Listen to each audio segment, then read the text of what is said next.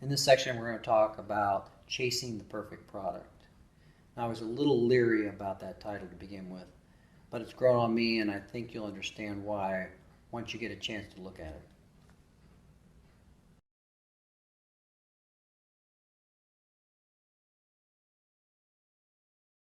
In this section, we discuss what to do and watch for along the path to the right product.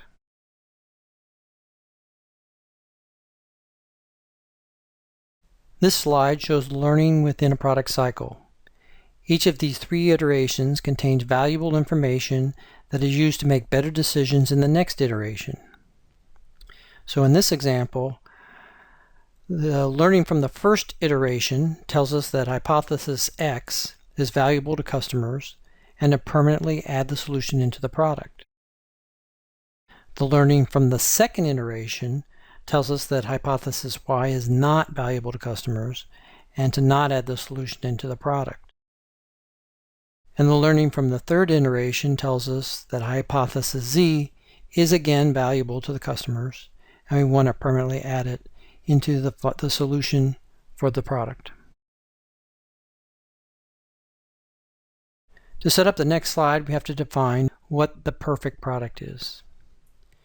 So the perfect product solves the needs of the maximum number of customers for the maximum market share.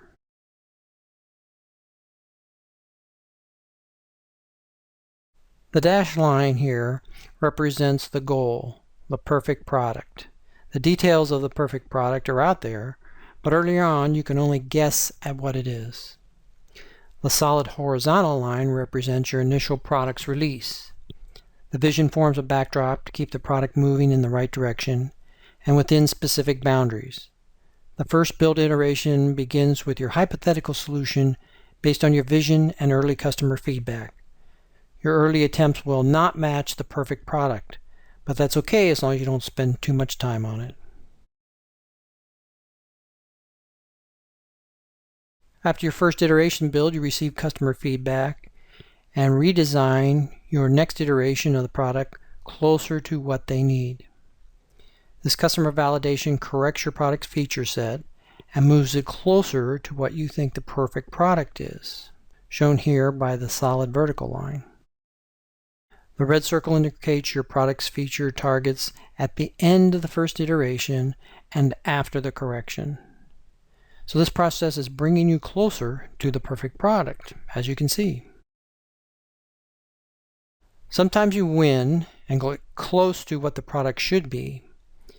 And if not, you need to take advantage of the miss and apply the learning so that you still benefit from the attempt. As long as you keep moving and producing, you will either be scoring with product wins or learning from product misses.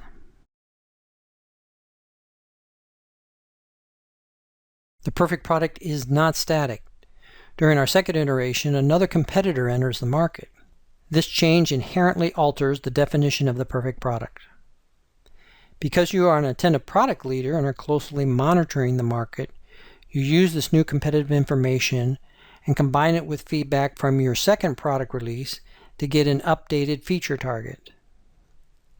Customer validation received from your second build improves the build in your third iteration. Each customer correction brings your product closer to the perfect product. Your product chases the perfect product because of 2 reasons. First, you can't know what the perfect product is until you get the customer feedback. And second, the perfect product changes over time. This slide brings all 3 Agile processes that we've discussed together: a clear product vision, quick development cycles, and customer guidance.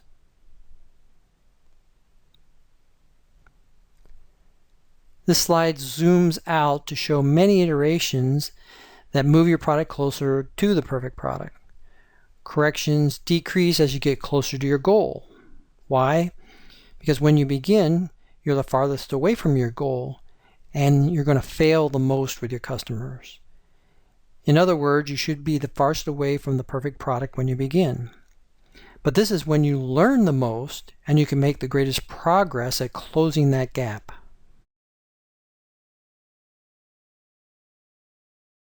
For comparison's sake, This slide also shows an example of a waterfall product build. Because you spend a lot longer defining and building your product, the first iteration begins closer to the target product than you would with an agile process. After a long release cycle, customer validation corrects the product closer to the target market.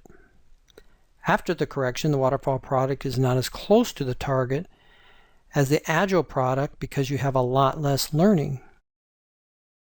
As a bonus, the agile product is designed as a working product that is more stable with less bugs because it's been exercised over a long period of time.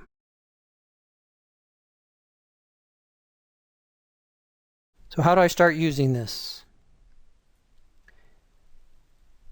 Understand that each release gives you either a product win or learning. Either outcome can be positive and move you closer to the perfect product. You can't lose, so push for more frequent releases.